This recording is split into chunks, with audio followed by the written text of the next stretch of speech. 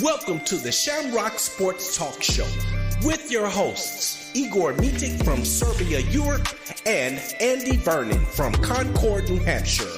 We are about pride, tradition, sweat, tears, victory, and determination of Boston sports. Give us a ring at 512-543-4662. Be sure to download the Try 99 TV app on any smart device and subscribe to In the Zone Sports Talk Television. The cost is $4.95. Thank you in advance for your support. Now, let's get into the Shamrock Sports Talk Show.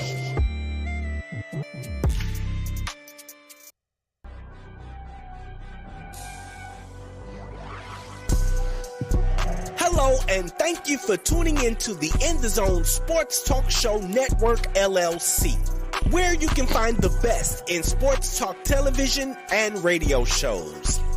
Mondays, check out the Just Us Sports Talk Show from 7 p.m. to 9 p.m. Eastern Standard Time with your hosts, Kevin L. Dixon and Dana Clark.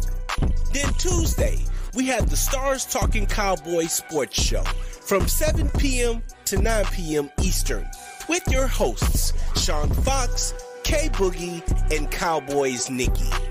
And on Wednesday, tune in for the Out the Block Sports Talk Show from 8:30 p.m. to 9:30 p.m. Eastern Standard Time with hosts Robert Lewis, Donna Hainsworth, and Brett Shields. Then meet up with us on Saturday for the Enhanced Sports Talk Show from 4 p.m. to 6 p.m. Eastern with hosts Lou Tenor and Steve Davidson. We also have the DMV Sports Talk Show from 6 p.m. to 7 p.m. Eastern with your host, Razul McGee. As well, we have the Shamrock Sports Talk Show from 7 p.m. to 8 p.m. Eastern with Igor Mitic and Andy Vernon. Finally, rounding out the week, we have on Sunday, That's Not How We See It Sports Talk Show from 8 p.m. to 10 p.m. Eastern with your host, Alfred Wallace, Tony Wallace, and Harold Robinson III. These shows come to you by way of the In the Zone Sports Talk Show Network, LLC. Be sure to download the Try 99 TV app on any smart device and subscribe to In the Zone Sports Talk Television. The cost is $4.95. Thank you in advance for your support.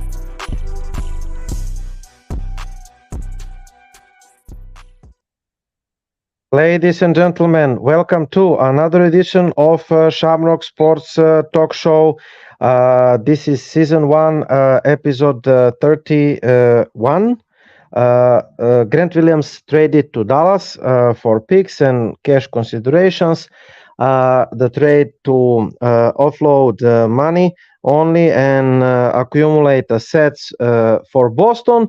1 week delay. We got some business the last Saturday. We apologize. So we will start with this trade.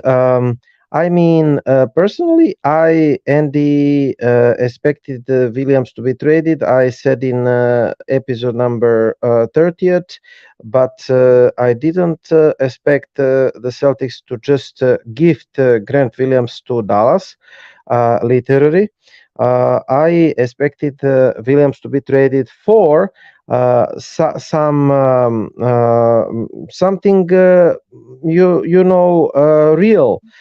For example, Williams to be traded for some point guard that we needed badly, in my opinion, or floor general, passer, whatever you want to call it, but we needed this. So this is how the deal is looking like. The ticker is covering Celtics 2 second-round picks. Here is the text. Mavs received Williams. Williams re-signed with Mavericks, and the Celtics second-round pick in 2025-28 from San Antonio Spurs. Also, the Dallas Mavericks acquired Grant Williams from Boston Celtics in a three-teams deal. Sign and trade deal. And Williams signed 4 years, 54 million deal with the Celtics before he was dealt. This is not surprise that Williams is dealt, but I mean, is this good deal for you, Andy? I don't really think so. I kind of wanted to see something come back in return, even if we just got something like draft capital, right? I thought we should have gotten something in return. Grant Williams was shooting, what was he, at 38% from beyond the arc, 3-and-D wing. Like, that type of player, when you think about players in the NBA who can guard both forward positions and who can shoot 38% from beyond the arc, that's a very small list of very valuable players, because when you think about some of the best players in the NBA that you have to guard, you're looking at guys like KD. You're looking at LeBron. What position do they play? They play forward. So a 3-and-D forward who can shoot 38% from beyond the arc is rare and very valuable. And I'm not a big believer that you give away valuable assets like it's Christmas. I mean, and I guess my concern becomes, does this mean that Boston's done making its major moves? Like, is this the team that we are going to go into next season with? Because ownership, at the last minute, it's kind of like, and here's how I feel about Celtics ownership, right? You ever go to a car dealership to buy a car, right, Igor? And you see a guy at the dealership, and he wants to buy, like a brand new Maserati. It's an expensive car, and he gets all, he wants to get all the bells and whistles. He gets, like the adjustable cruise control. He gets all the fancy features. And then when it comes time to buy the insurance to protect the vehicle, he buys the least insurance he possibly can because he's afraid of paying the extra money. And that's kind of how I feel about our ownership. It's like, we want to spend, we want to gamble by trading away Smart, bringing in Porzingis. We want to make these big moves like we're, pushing for a championship this year. Then all of a sudden, when it comes time to pay for the insurance, our ownership's like, ooh, it's a little bit too much. I don't want to spend that. And I guess my concern is if we go into this season with this team, it's a good-looking team on paper. It's a very good-looking team on paper. It has some serious question marks on it. Health is a huge question mark because, let's face it, Porzingis is not the most durable player in the NBA. And there's a big hole at the point guard position because we don't have a passer at that position. And I feel like this is a group that won't go all the way unless there's somebody there to tie the three stars together. Kind of like Rajon Rondo did for the big three back, during that era. Like Pierce, Allen, Garnett were all good. Those three probably would have won a title together on their own anyway. But you saw them really go to the next level with Rajon Rondo there because of how he could regulate the offense. And it's not just passing and playmaking. It's the ability to control the tempo, control the flow of the offense. And I feel like missing that piece on this current team, that, to me, is the difference between this being a team that's going to win the finals and this being a team that's going to make it maybe to the Eastern Conference Finals again. And I feel like that's kind of like the type of piece we're missing. Yeah, I mean, the people are pronouncing us the favorites to win the title right now, and I'm scratching my head. Why? What changed because so the NBA much? Media hates joking. Yeah, I mean, this is unbelievable. We cannot be favorites ahead of Denver. We're not better than them. We have great top 7 teams, and the rest of our roster, aside of top 7 players, is like a G League team. So the rest of our roster, for example, we signed free agent Oshie Brissett, agreed on 2 years deal with Boston Celtics. His agent Mike George of One Legacy Sports player option on the second year. I mean, okay, we will see. Daniel Barton is another one who signed with the Celtics. Apparently, we will. I mean, what term to use? Raise from dead is the good term, I think. Yeah. So we will try to rejuvenate, raise from dead this Mister on the picture. He can still John Wall. I was never a fan of his, but he can still handle the ball, and he can be fifth option of the guard. If you count Jaylen Brown at guards again, he would not only be used sparingly depending on Joe Mazzulla game plan. So Keegan Stiefel said, I mean, we're trying to win the championship, and we are collecting unproven players and some disgruntled veterans. I mean, really, Celtics? I mean, okay, maybe he will be good. Do not get me wrong. Nothing against the man. Maybe he will be better than Derrick Rose, who signed for Memphis, if I'm correct. Yeah, Guns N' Roses in Memphis. I think that I have the picture there. Guns N' Roses in Memphis. But I really doubt in it, you know. Here are Guns N' Roses in Memphis.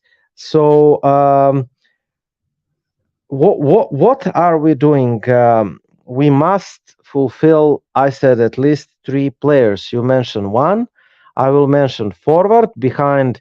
If Oshie Brissett is our forward behind Jaylen Brown, Jason Tatum, we are in big trouble when they came out. That's all I'm going to say. Jordan Walsh is going to stick around in the roster. He received the real NBA contract. This is good thing.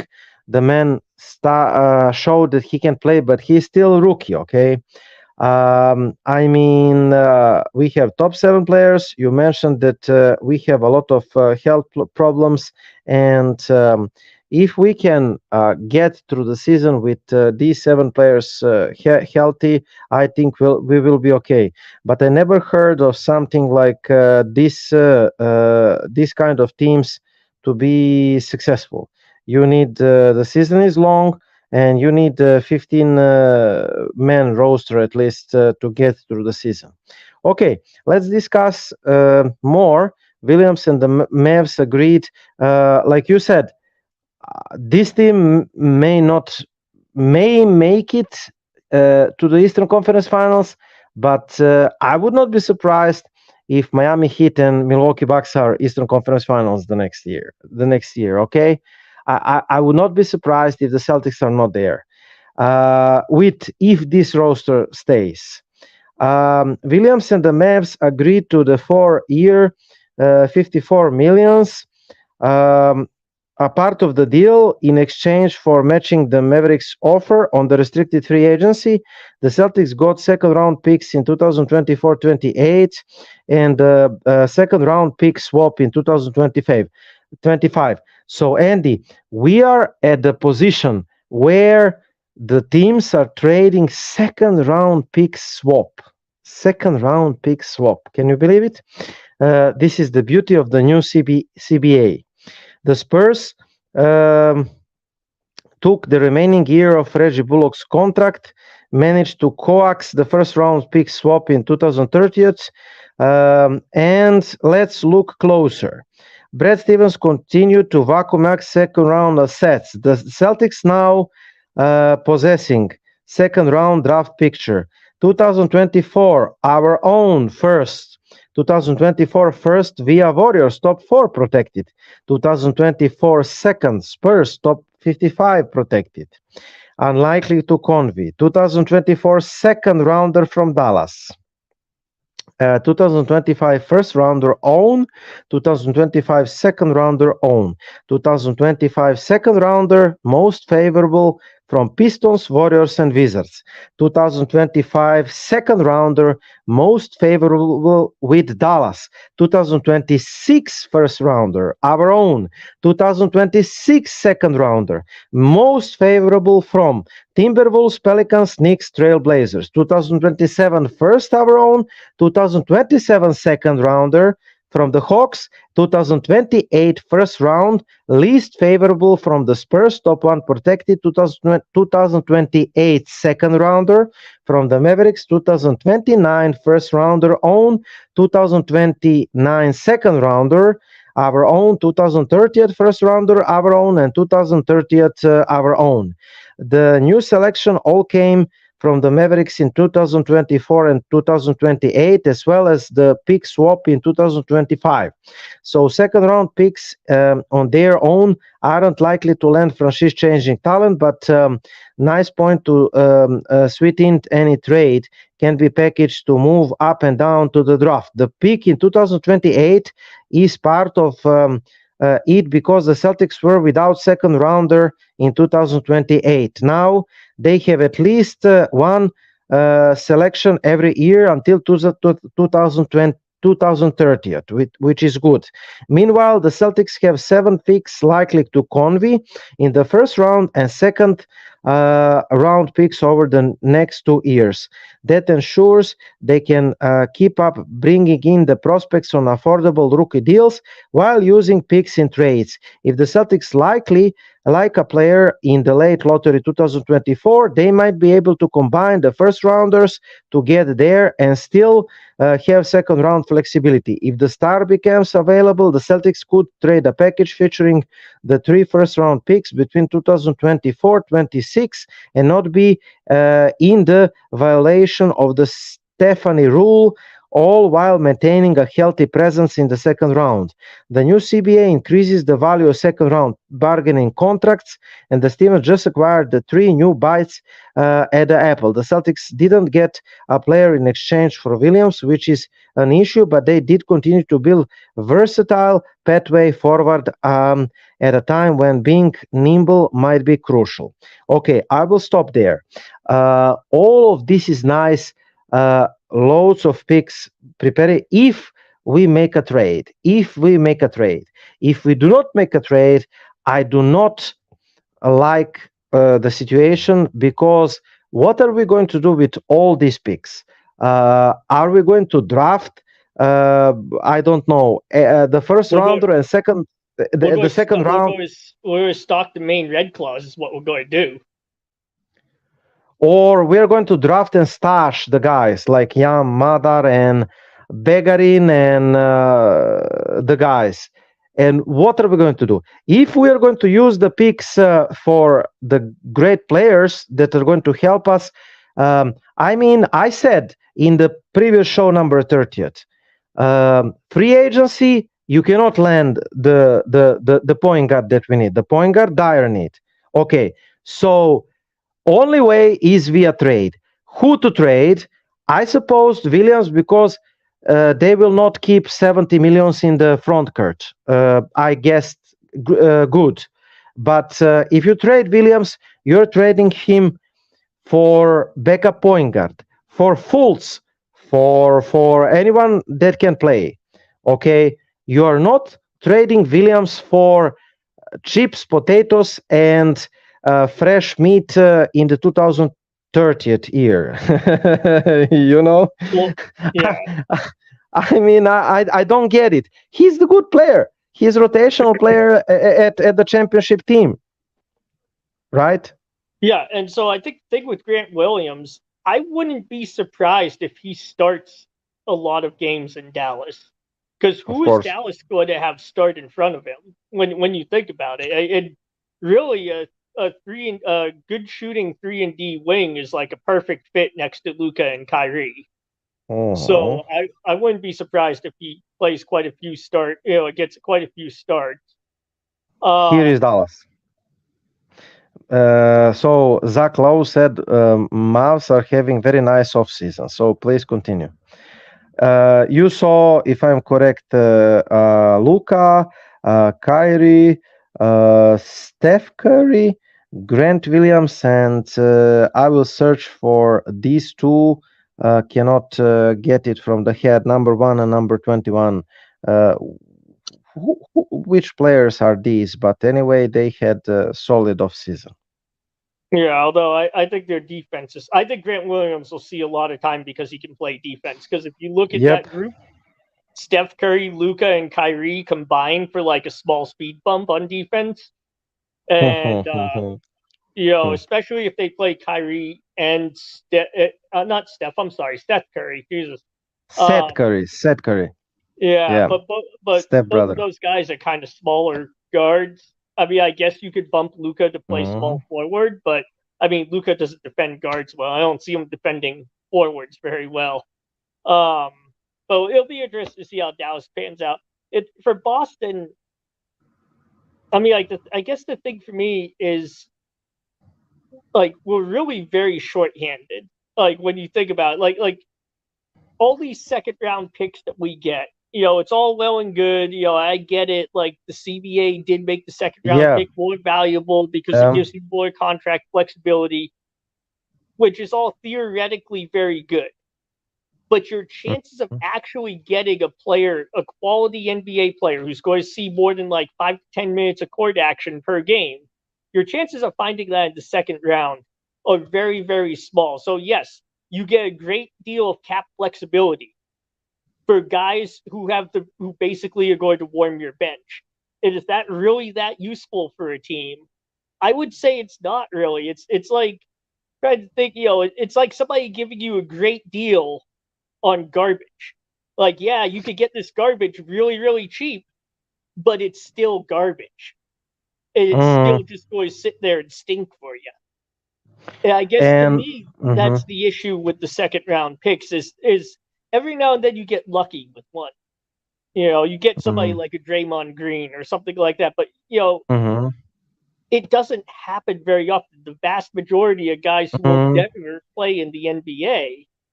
So I guess that's kind of where I don't see the value beyond theoretical. Like, it looks good on paper. Theoretically, it sounds good. Real world, I don't think that we should be happy that we got a second round pick for Grant Williams. Two second round picks and I'm sorry, it was two picks picks. and the pick swaps in 2025. Not two bags of potatoes and chips, but two bags of potatoes and chips and potential bag of potato in 2025. Anyway, I mean, what is getting on my nerves is that the people are now talking, Andy, that what is the future of Malcolm Brogdon? What the hell is the future of Malcolm Brogdon? You have like 7 rotational players, and now the people are talking to trade. One of the few we have. Brogdon. I mean, why? Are you idiot? Are you out of your mind? All the bloggers around who are, floating around the ideas to trade Malcolm Brogdon. I mean, he will be healthy at the beginning of the season, according to Brad Stevens. And like you said, he may start. I mean, I have here the projection that...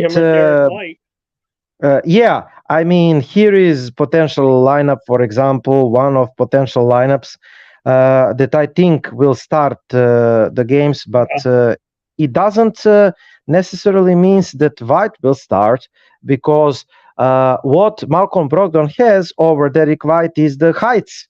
So, I mean, Derek White is having issues on the defense, even though he's second all-NBA team, and kudos to him the last year, but he's undersized. And guess what? In the modern NBA, in the playoffs, the teams are using mismatches.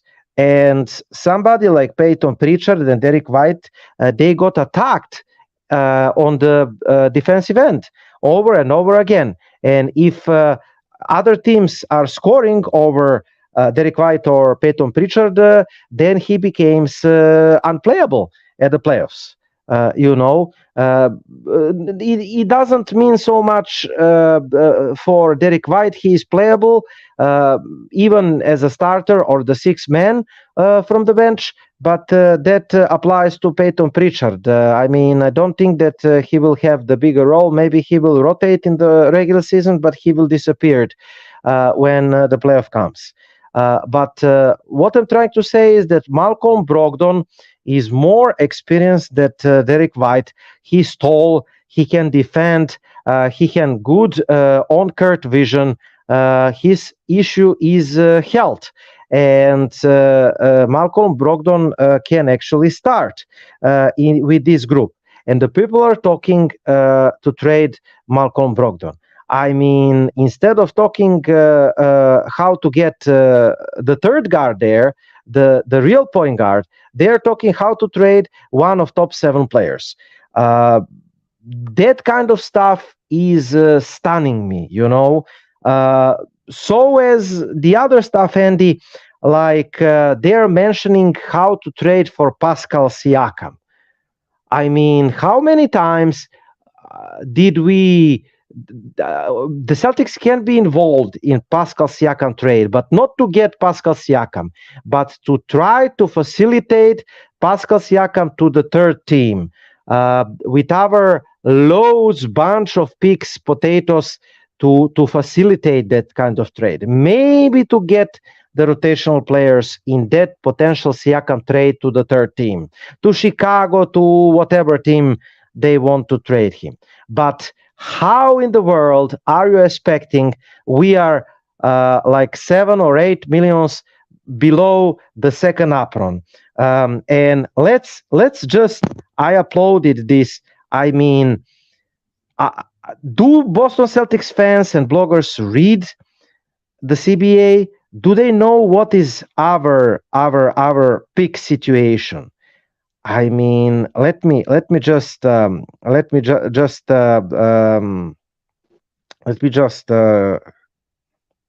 slowly show it. The Celtics have the taxpayers mid-level exception, but they are only about 4.3 under the second apron. 4.3 under the second apron.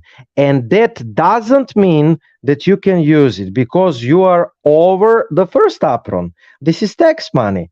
And that's without Delano Banton. And why did we sign Delano Banton is beyond me. Maybe he's the next Grant Williams, whatever. So Boston is unlikely to have the room to use the taxpayers mid-level exception because of it at all. We don't have the taxpayers mid-level exception. And if you use the taxpayers mid-level exception, you are automatically a hard cap yourself. The next, Boston, because of this reason, is unlikely to have the room to use the taxpayers mid-level exception because you get hard capped at the second apron. From the top of my head, cannot remember 173 or 184 millions. 173, let's say 74 second apron. If you use the taxpayers mid-level exception, you are hard capping yourself. But we cannot use it. So the 9 teams that are currently over the luxury tax line: Golden State Warriors 41.9 millions over. Clippers 28.8 millions. The word is that Harden wants to go to the Clippers. So Phoenix 26.6, Milwaukee 13.4. Our biggest rivals maybe at the East. Miami 12.9, chasing Lillard. Boston 11.3 over. Denver 5.3. Denver only 5.3 over. Philly 5.3. New Orleans Pelicans 2.9 millions over the luxury tax line. Now, spending power of each team at the Eastern Conference. I didn't upload Western Conference. We're not talking about them. So, spending power at each team at the Eastern Conference. Atlanta, 10.1 millions. Mid-level exception. trades. Boston only veteran minimums. Brooklyn 12.4 millions mid-level exceptions. Non-taxpayers mid-level exception. Non-taxpayers mid-level exception. So Brooklyn has 12.4 non-taxpayers mid-level exception. Charlotte 12.4 non-taxpayers mid-level exception. Chicago 6.2 non-taxpayers mid-level exception. Cleveland 3.6 mid-level exception. Detroit 7.7 room exception. Indiana 7.7 room exception, etc., etc. So you can see down there veteran minimum. So how in the world are you expecting the Celtics to trade for Pascal Siakam? Please explain me. To trade Jason Tatum for Pascal Siakam? Yeah, that could work. But should we do it? Absolutely not. Jaylen Brown? Absolutely not. Kristaps Porzingis? You cannot do it. At least I don't know how much, 1 year or half of a year, because you traded for him. So, I mean, I don't know if you can, maybe you can perform Brogdon and some assets for Pascal Siakam. But is it worth it? Absolutely not. I mean, I don't get the Celtics fans and bloggers. What do you say? Yeah, Celtics sports media has some very special individuals in it. I mean, like, first of all, like, if you look at our roster construction right now, we have Luke Cornett, we have Al Horford, we have Kristaps Porzingis, I can't remember if Blake Griffin is still on this roster or not. I don't think he is. No, I think I think we let him go. Yeah, so we I have think Robert he's. Williams. So we have four. So that gives us four. That gives us four basically centers or power forwards. 5 if you count Tatum, because Tatum's played a lot of time at the 4. So I will search for Boston Celtics roster. So I guess my question then becomes, like, if you added Siakam, so you have 3 people that you like to start with, you figure Tatum, Porzingis, and either Horford or Time Lord, and you're going to add Siakam. What are you going to do? You're going to have a team of all forwards and centers? Yeah. What are you going to do with Siakam? So that makes no sense. Boston, like I keep saying, Boston really needs a real point guard. Brogdon might be able to fill that role. He's done well running the point before with Indiana.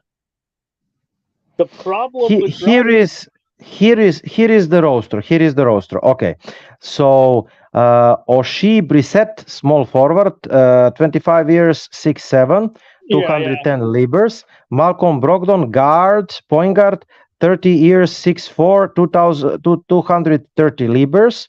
Jaylen Brown, shooting guard, 26, 6'6", 2023. Justin Champagne, small forward, 22, 6'6", from Pittsburgh.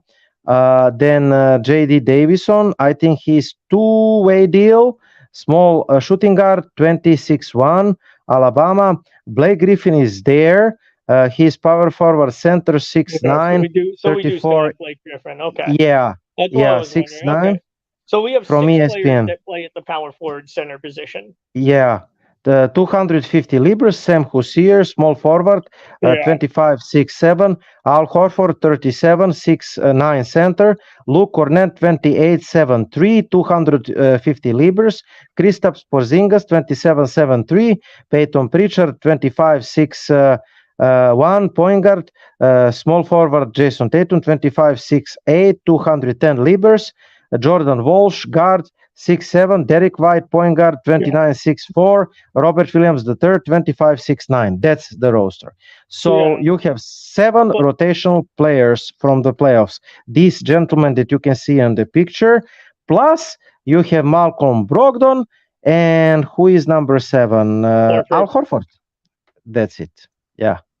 But so like, my point is, though, and like, here's my point, is that this team is not very deep. We don't have a point guard, because Derek White's not really a point guard. He's more of a shooting guard.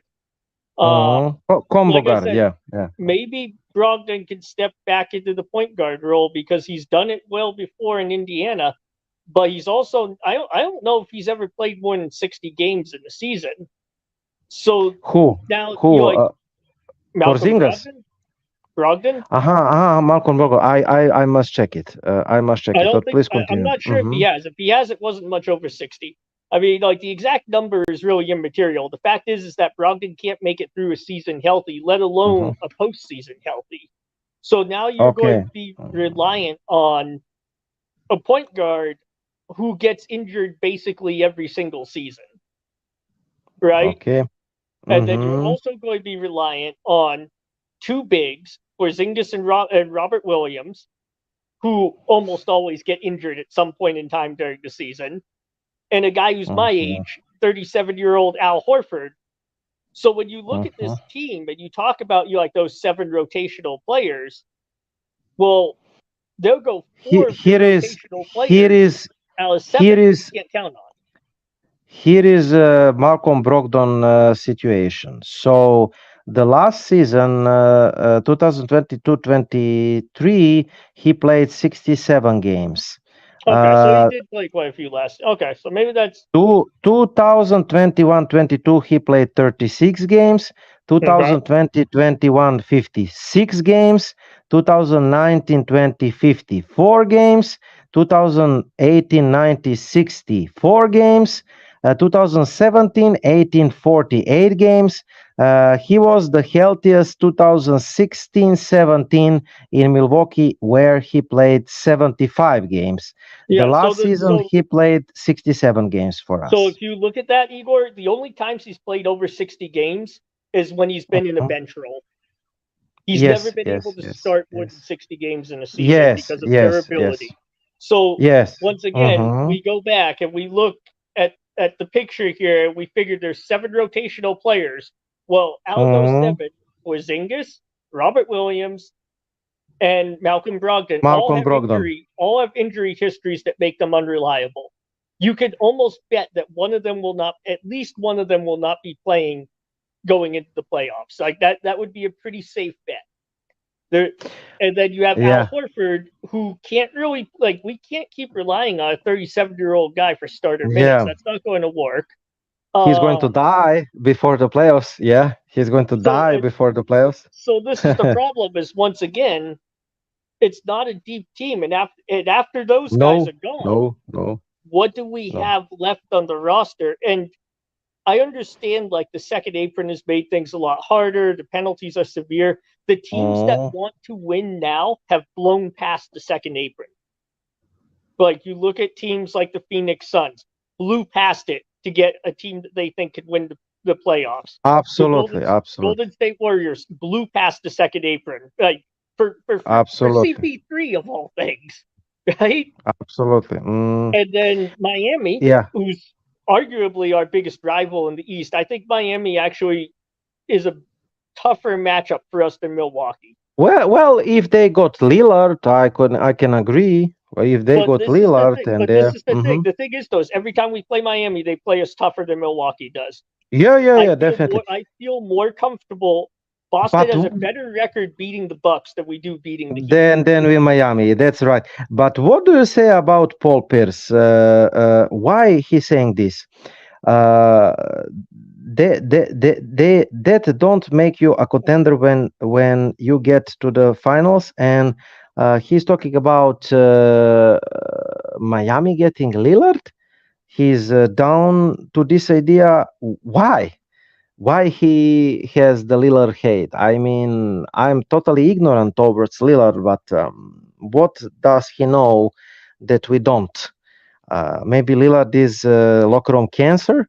Maybe he doesn't believe his durability. Maybe something else. I have no idea. I mean, I just know that with Boston, we can't compete in this league if we're not willing to go over the apron. Look at Miami. Miami is if they get Lillard, they're probably going to go well over the second apron. Definitely. So that's the thing, and that's what I'm looking at with Boston is that we can't. It's the same thing we've seen year after year from ownership. They want to have their cake and eat it too. They want to win a title, but they don't want to spend money like they want to win a title. And this is where it's going to leave us off at. And I'm telling you right now, if we go into the season with this roster, we will be lucky to make it to the finals. Most likely, we'll get eliminated in the ECF again. I said there is strong possibility, if we stayed with this roster, if we depend beyond these 7 players, and it is question mark how many games. You said it well. Porzingis, Malcolm Brogdon, Al Horford, Robert Williams III. How many games they will play? So if this is a video game, we are good. But this is not a video game, okay? If this is a video game, we have power. So great. But this is not video game. So if we depend on Oshie Brissett, Luke Cornett, Daniel Banton, whom else? J.D. Davison, Jordan. We are screwed. Are you people aware that from the position number 8 to 15, we are G League team? I mean, this is not how you get in the season. The only decent name there, besides Sam Husseir, Luke Cornett, and Peyton Pritchard, they are, let's say, real NBA players. On which level? And Blake Griffin, if he stays, of course. Yeah. But that's not great bench. That's not good bench. I mean, I said at least 3 players, and I don't care about Apron and that kind of stuff. You said it. Point guard, small power forward, power forward. Now, I wanted to talk about a couple of things we didn't cover.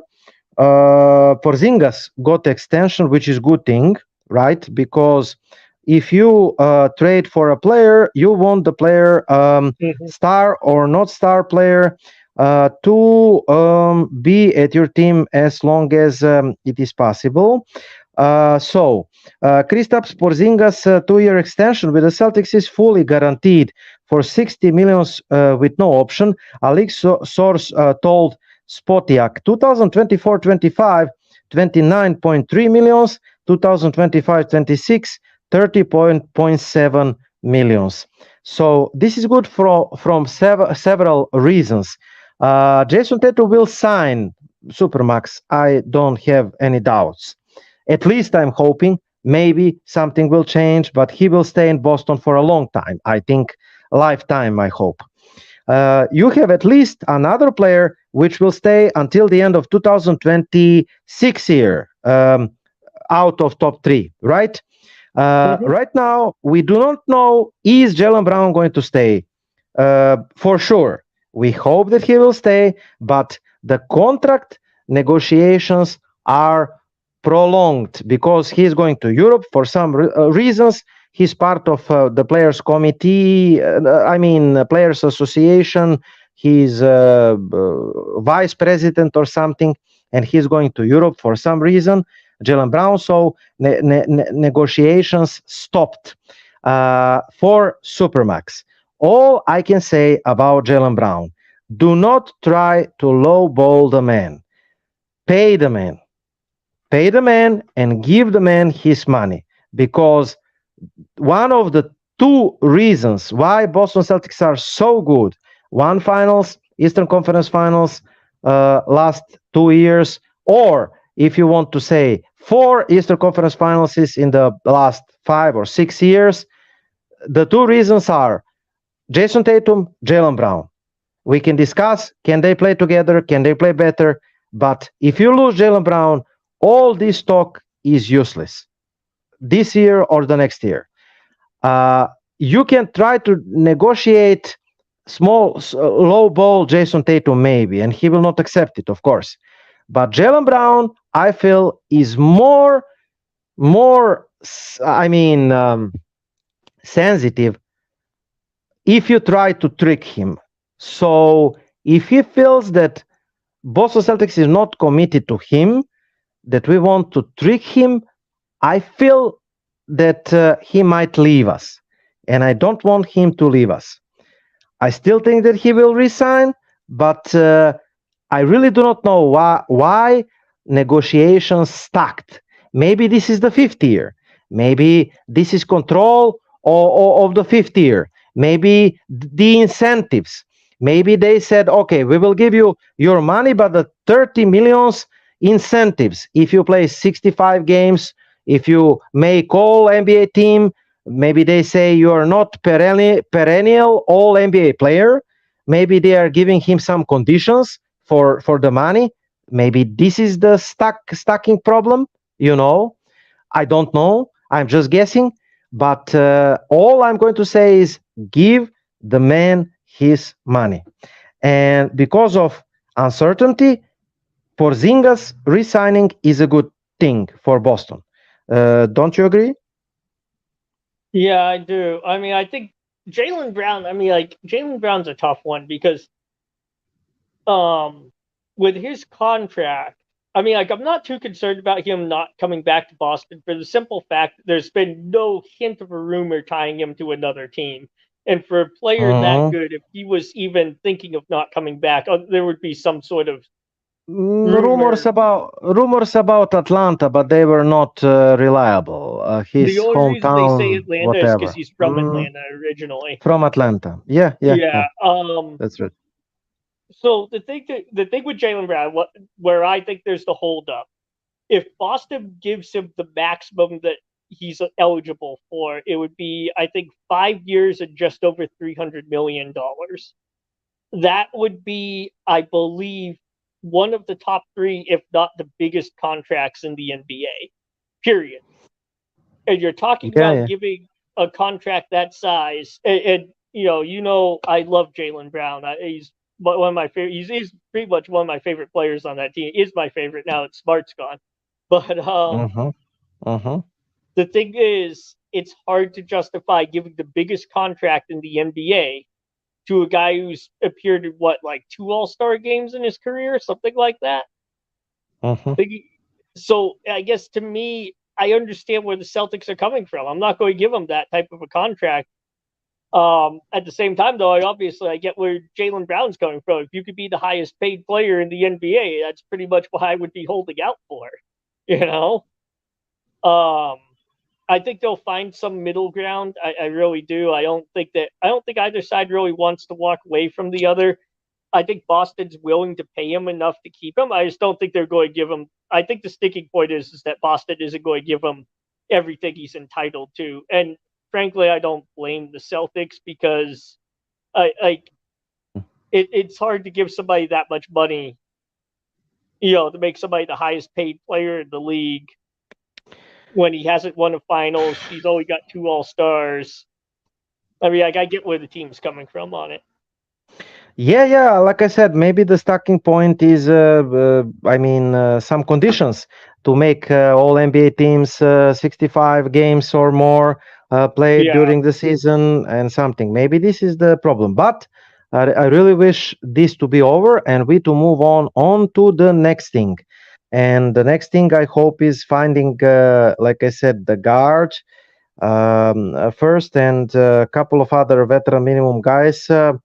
Okay, maybe John Wall will be our guy. I don't know. Let's run through the slides that I prepared for the show. So first of all, the reactions and how to say the exchange of words between Tatum and Grant Williams. I'm going to bust your ass when we play in Dallas, and you can go left. I'm going to be physical with you, and you will go cry to the referees. Grant Williams, this is sympathetic. Cannot wait Dallas Celtics game. Jordan Walsh. So he agreed to the 4 years, $7.6 million deal. And again, he can be steal of the draft if he plays well. One of the steals of the draft, of course. Good man, Jordan Walsh. 4 years. Let me return the slide before we go to this. 4 years, $7.6 million deal. Jordan Walsh, good guy. The next slide is Damian Lillard saga. Would he refuse to report to Boston where he could playing alongside Jaylen Brown and Jason Tatum? I doubt it. He will not refuse it, but he will not stay there. And please stop with Lillard nonsense to Boston. So Alize Johnson, the Boston Celtics bringing forward Alize Johnson for workout this week. Alize Johnson. So Mr. John Wall, private workouts on Sunday, including Boston Celtics and Portland, trying to get to the NBA. I do not blame him. We will see. Maybe our point guard, 3 teams deal. We discuss about it. Right. Oshie Brissett. Naismith said he plays with a tons of energy, a lot of effort, and a lot of hustle. He's going to be well here, and the Celtics fans will love him. Great. I certainly hope so. Our coach, assistant coach, Mr. Sam Cassell, Sam the man, he spoke. Joe made this happen. He's watched me work a couple of guys before. I wanted to understand my personality and how I link to the players. We have some mutual friends that contacted me, and we just made it work. Do you want to comment something about Sam the man? I'm really happy that we have this guy. Yeah, I think I think the biggest win for Boston this offseason has been rebuilding the coaching staff. I think they've done a very good job with that. Yep. I totally agree. Guns N' Roses in Memphis. We will see what happens there. Marcus Smart is there also. So, Guns N' Roses. The next thing is that Blake Griffin floated as free agent target. So another option the Celtics could look into during the summer is bringing back Blake Griffin. Following the Grant Williams trade, Boston Celtics Globe Himmelsbach named Griffin among the 2 options the Celtics could look into July 6th. The list of compelling free agents is relatively sparse. Maybe the team eventually to bring back Blake Griffin or Javonte Green. I heard what is his name? From ex-Washington Wizards forward, he was with Warriors. Another name, he got big contract. What is his name? Shooter from the corner. Okay, I will remember one of the names, and I have 2 names from that list that I gave you, but I will remember that are maybe better than Griffin. John Wall, okay, we commented. Wall is the possibility. Highest paid players in the NBA: Curry, Durant, Jokic, LeBron James, Embiid. Want to comment something? I mean, Brown will be there somewhere, and Jason Tatum when we re-sign them, right? Yeah, so it just real quick, this is where I think that second apron is really problematic. It would be one thing if you had stated the second apron penalties and capped players' salaries. But what's happening is teams are being forced to put a higher and higher percentage of their money into one player. And now you're going to penalize teams for doing that, even though that's how it works. And this is really, I think, as they continue to implement and phase in the second apron thing, and these player salaries continue to rise, I think it's going to hurt the game overall. To be honest, I think it's really short-sighted that player salaries are still going up, and not just going up a little. Like player salaries are skyrocketing. Well, not skyrocketing; they're going up pretty fast. And then you instate this second apron. So now you're going to have teams, if they're trying to avoid the second apron, you're going to have teams with what, like 30% of their salary cap before the apron and one guy. I mean, unless we're going to start playing 3-on-3 at the NBA level, I think it's going to hurt the sport. I found a list of notable free agents, and I disagree that there are no players that we can sign. There are players that we can sign. We discussed it at our private chat.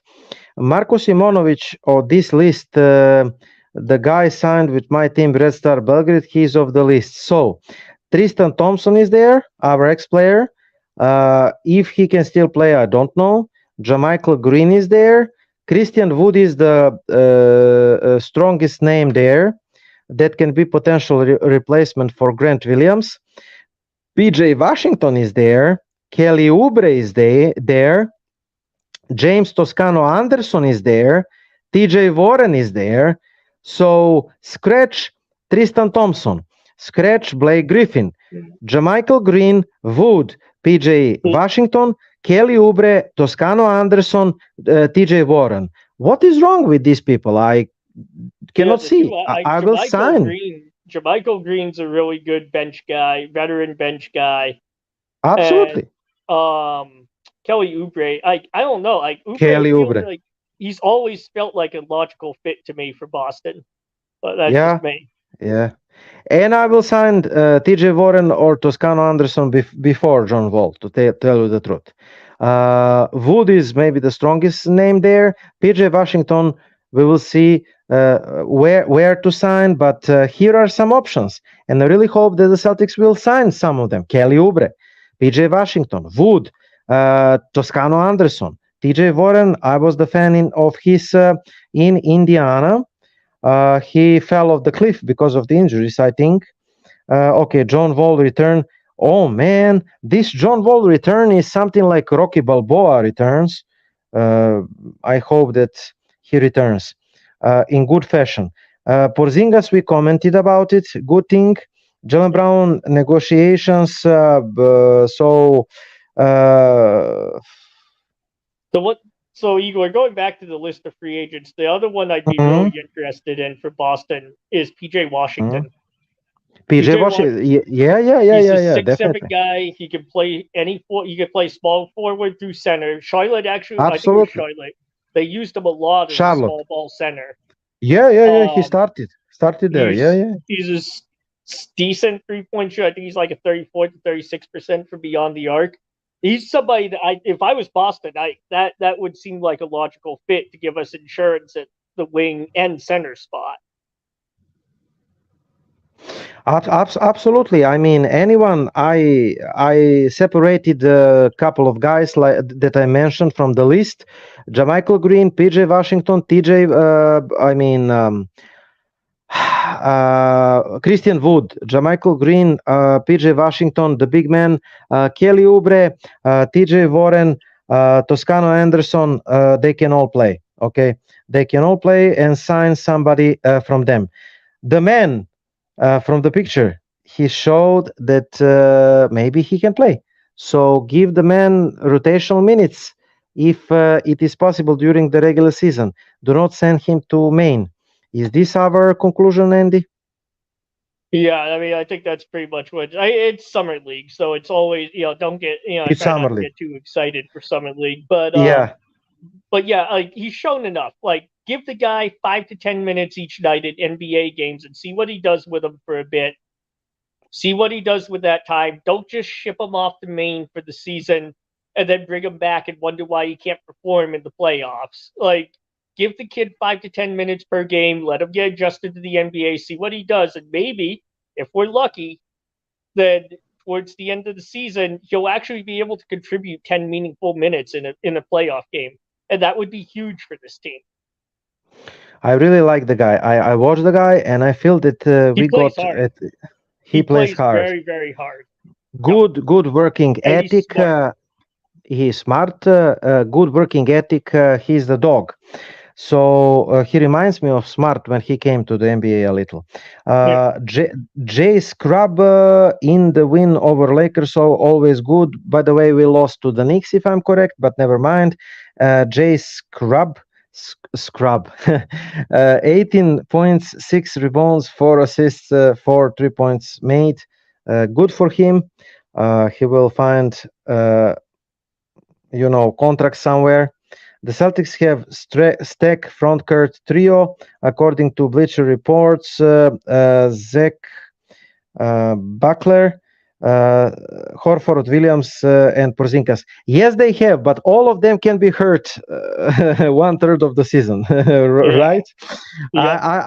Yeah. So we have the team on the paper, but this is not this is not the video game, guys. I mean, Horford is old. Those guys have injury history, so bring in PJ Washington, bring in Christian Wood, bring in Kelly Oubre, Toscano Anderson, TJ Warren, the real NBA players. Bring in the bench. five guys that I mentioned the bench. You cannot. You don't have to bring in five of them. Bring in three of them. Bring in two of them. But do something. Do not collect like vampire John Wall. That we are in hope to be alive still or to be rejuvenated. Bring in the guys that can play. And I still am scratching the head that I do not hear Brad Stevens to be in trade talks with somebody for the point guards. That means that maybe we are trying to start the season with this roster, and all I can say is good luck to the Celtics with this roster without any new additions through the seasons, right? Mm-hmm. Yeah, we definitely need some quality veterans for this team. And like I said, I think of that group of free agents, PJ Washington's I think he's the best fit for Boston because he can play small forward through center, and that gives us a lot of coverage. Mm-hmm. Yeah, I mean, listen, if you sign Christian Wood, I mean, we can manage the rotations. Just get the quality players there, okay? For example, if you got Christian Wood, he's more of a center. That means that Al Horford and Kristaps are power forwards, and Christian Wood and Robert Williams would be the centers, and Cornet is the third guy. This is not bad rotations, right? On the paper, he's insurance.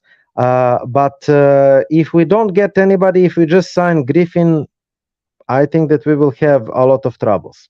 And at the point guards position, we mentioned Brogdon. The man can play because of injury history. Only 60 games, 67 games. The most games in Boston, 67 in 7 or 5 years, and that's from the bench. So his durability is the reason why he is the bench guy, right? He's the sixth man of the year, and that's good for him, but we cannot count him the full time, right? And Pritchard, yeah. I mentioned why I don't think that Pritchard can be the slasher, maybe. He's not playable in the playoffs. I love Peyton Pritchard, but no, I don't think you can play him in the playoffs against a bigger team like Denver. I think Denver would exploit him all day long for the 4 games it would take to sweep us. That's why that's also the reason why I'm asking myself, can Derek White be the full-time point guard? At least White's 6'4". He's average 6'4", for a point guard. strong. Yeah, strong. Whereas Pritchard's 6 foot, and that's a pretty significant. Those 4 inches are pretty significant. Slim. Yeah. I mean, Derek White is trying. He's tenacious defender. He was second All NBA team, so maybe we can make it with Derek White. But the problem for me with Derek White is more so that he's not a great passer. Yeah, he's like combo guard. He's not the true point guard there. And the situation will be interesting in Dallas. What we're going to look for forward. A couple of trades that are coming. We are out of the TV, but to finish the story for our YouTube viewers about the contracts and the players, what we are going to look in the next couple of until the beginning of the season, okay? And we're not that far away. We are like month and a half from the media day. Oh yeah, media day, a month and a half. Yeah. From media day. But what to look forward? The solution for Damian Lillard's story, which is really annoying me, finally to get to Miami and to finish with it, right? Pascal Siakam potential trade. There is, James Harden potential trades. He wants to the Clippers. There is another player that wants to be traded, but I cannot remember from the top of my head. but that's it. And maybe we can watch the Celtics to jump into the bigger deal to help to facilitate the trade and to maybe get some players into the process, right? Yeah. No, hopefully we need a guard. We need a point guard. Is what it boils down to. Okay, so that's pretty much it. The summer league is over, and Andy, you and I will continue to collect the news, to watch the news. As you can see, we can always find enough news to talk with the Celtics. And just to underline and to finish my sentence, I mean, I really wish. I'm watching YouTube videos of the bloggers, and the guys are talking some nonsense. I really wish that he do some research of our cap situation before he proposes the trades for Siakam and that kind of nonsense, you know. Okay. So Celtics media is awful. I mean, and I don't want to talk too bad about other people who do media stuff for the Celtics, but there's just a lot of, it's the same way, like there are people in Celtics media who say Jason Tatum isn't a star, we should trade him. And, that's just ridiculous. So, yeah, I mean, just, be careful what you watch. Celtics media, and what they are achieving, Andy, is negative atmosphere, because there is the public, the Celtics fans that are not educated. Okay, so if you spread the rumors, the false rumors, if you just explain to those not educated fans that we are trying to do some major trade and we are not at the moment, they are going to be disappointed. Okay, and they are going to start calling out the team and the players after the first loss. So they are going to whistle to the team, and the negative atmosphere out of nothing will be created because of these clickbaits articles. And we really do not need that. We need peace. We need people to enjoy in the season. And, of course, it is good to apply the pressure towards the ownership group to make the moves, like you said, to spend like some other teams. But we do not need negative atmospheres in the fan bases and in the TD Garden. At least that's what I think, right? Yeah, I mean, I think the baseline is it's one thing to criticize players when they play badly or to criticize coaches if they coach poorly, but fans have to understand that just because the team loses doesn't mean that Jason Tatum is a bad player, or that Jaylen Brown isn't a good player just because the team loses. There's a lot of factors that go into that. I personally think that over the years the biggest issue has been coaching and just there's something missing with that team. And I think it was Gabe Vincent came out in an interview yesterday or the day before. Yes, he did. And said that when they played Boston, it just felt like something wasn't right chemistry-wise with that team. And I agree. At some point in time, we hear this year after year after year. At some point, like, what is wrong with the chemistry and the culture around that team? Because there's talent. There's no denying that there's talent. And that's why I'm looking forward to this coming season, Igor. Yes. Because we have unquestionably enough talent to make it to the finals. And we changed the core. We changed the core. That's what I'm asking for. So we changed the core. We tried this. We restocked the coaching staff. So we did two things of a couple of things that you and I wanted, right? We wanted. So now, though, the thing is if they fall short, now, like, to me, we have the talent. We changed coaching staff. If they fall short, then it is undeniably the culture around this organization, which I think it is anyway. But maybe I'll be proven wrong and we'll raise banner 18 this year. That would be the ideal. But I feel like I felt like for years, and because you've heard me say it over and over again, Igor, I feel like there's something rotten with the culture in that organization. Yes, definitely agree. And what is bothering me, I was criticizing Danny Ainge, who is the good man and Hall of Famer in both as a player, coach, and executive. Yeah. But I was bothered by him, which is not possible his fault, but the organizational fault. That's the instructions he is getting from the top. For example, staying pat at the trade deadline. That is something that is hitting me like hammer in my head. We are trying to win the title and we stay pat. We are happy. We are happy with what? With Eastern Conference Finals, with losing in the finals. Okay, we are staying pat. Everybody is bringing in players. We are staying pat. Why? Because we don't want to pay. We do not want. And then the people from and then the people from Celtics.com and the blogosphere came out of the woods and explaining us that this is good move because we do not need any more salaries. I mean, and maybe this is the missing piece, you know. During the championship year, we bring in PJ Brown, man, and he played pivotal role in that championship year, you know. And like we need the ownership group and the coach that wants to build the next dynasty like Golden State Warriors, you know. And we have a chance. Right. And that's what I think too. And so like, and to put this into perspective for our viewers, and like how does not, you know, people might ask, how does not spending affect the culture of the team? Well, think about it. Like if you go to work and you work really hard and your bosses are pushing you and pressuring you and telling you they expect results right now, but then they skimp on all the equipment. They buy you cheap computers. They don't buy you a good internet connection. You have to wait forever for your work software to load.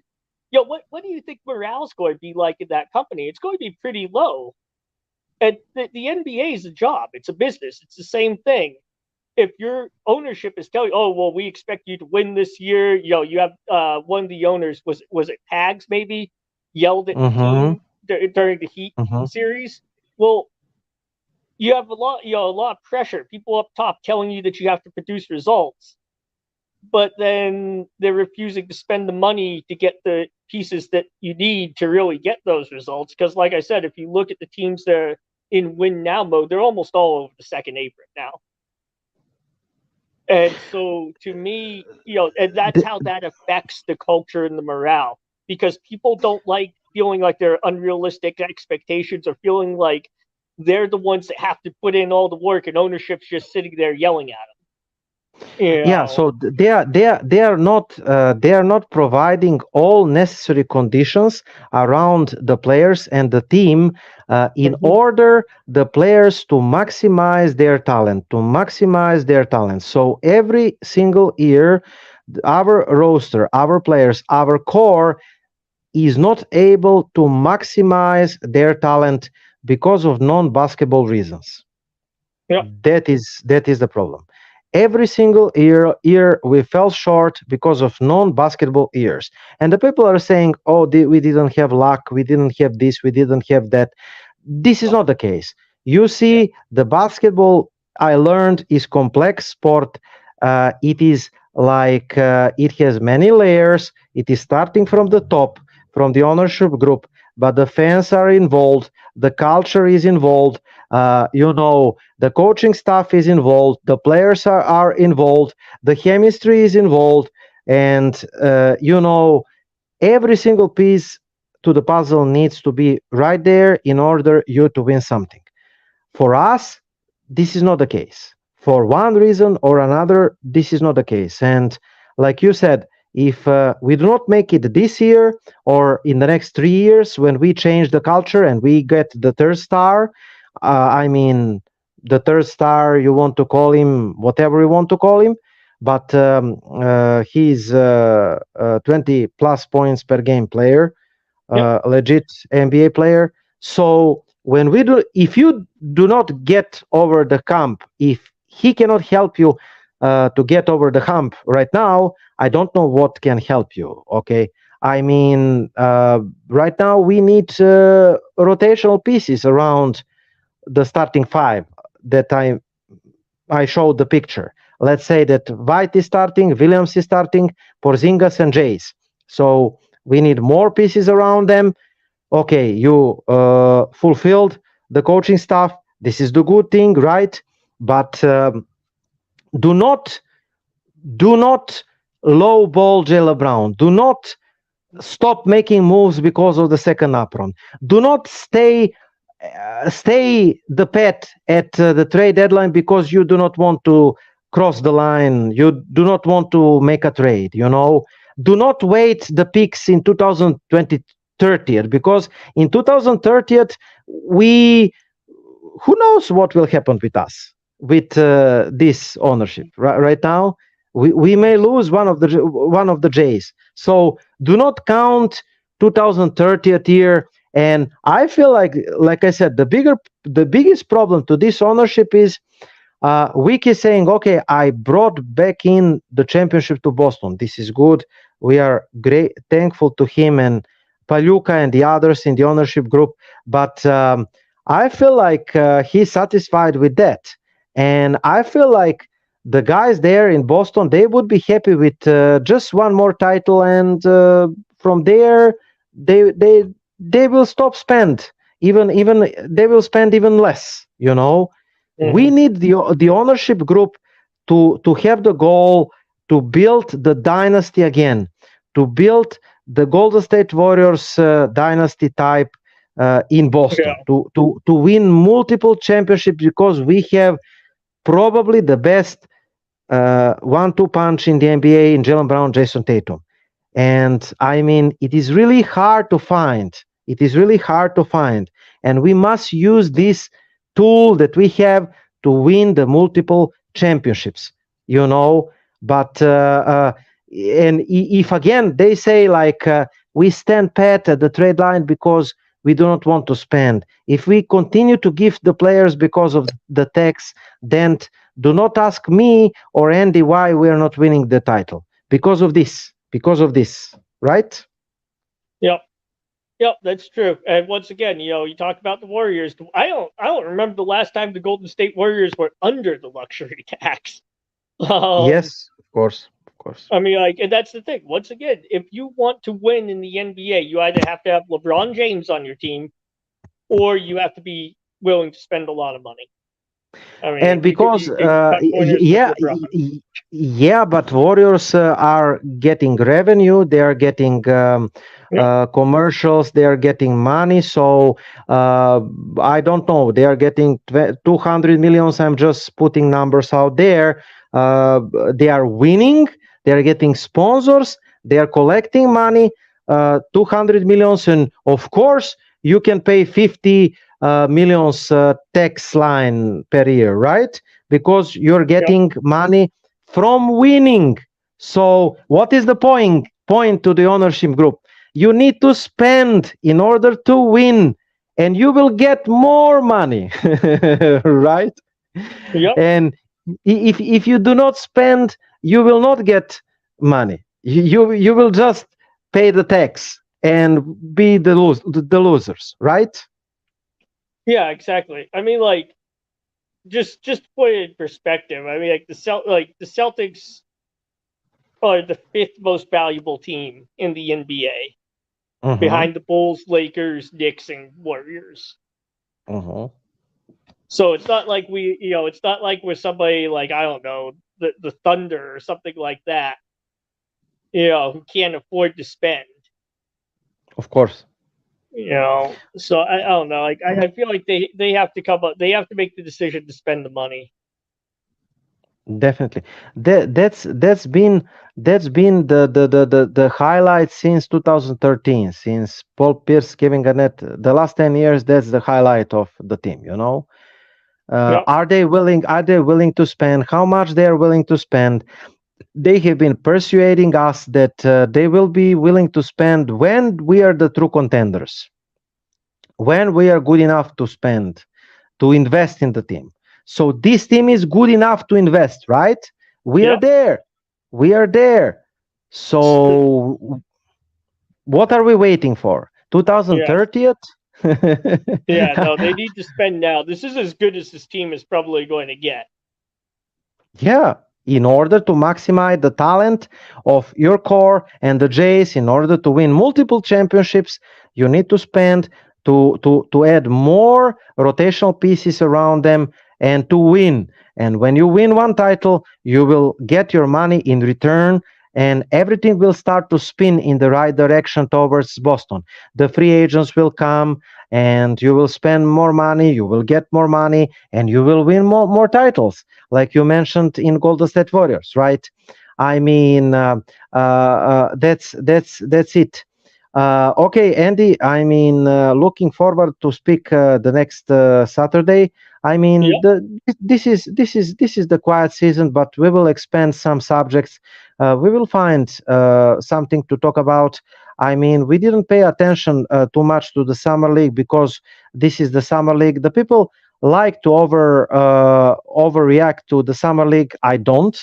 But the real highlight is Jordan Walsh. I mean, he could be the steal of the draft in meaning that we found top 10 rotational players for the future. If we found from the second round picks top 10 rotational player for the future, and he is to the team control contract signed like 4 years, 7.6 millions, that's bingo for the Celtics. Because you satisfied your ownership group, because relatively cheap contracts, they're playing great, and that's the way you rebuild your bench the smart way. But this pick will be wasted if the guy doesn't play. If the guy doesn't play, he will be totally lost. He will not be NBA player, because the players are becoming the real NBA players by playing in the NBA games, not in the trainings, not in the summer league, but in the NBA games. So if you do not bring in any more rotational players, I want to see Mr. Jordan Walsh as top 10 rotational player, let's say, or number 11, for example. Right? Yep. No, I agree. That would be nice. Okay, Andy. Time to jump off the board. This was show number 31. Let me private chat. Okay, we're finishing show. Andy needs to go. I thought some question for the fans. We are Igor and Andy, and we're looking forward to meet with you the next Saturday. It was the fan show, Andy, and of course, go Celtics. We're waiting still for the signings, right? Yeah, go Celtics, make a move. Make a move. Good night, fans, and always root for the Celtics and stay with the End Zone Sports Talk Radio. Good night. Welcome to the Shamrock Sports Talk Show with your hosts, Igor Mitic from Serbia, Europe, and Andy Vernon from Concord, New Hampshire. We are about pride, tradition, sweat, tears, victory, and determination of Boston sports. Give us a ring at 512-543-4662. Be sure to download the Try 99 TV app on any smart device and subscribe to In the Zone Sports Talk Television. The cost is $4.95. Thank you in advance for your support. Now, let's get into the Shamrock Sports Talk Show.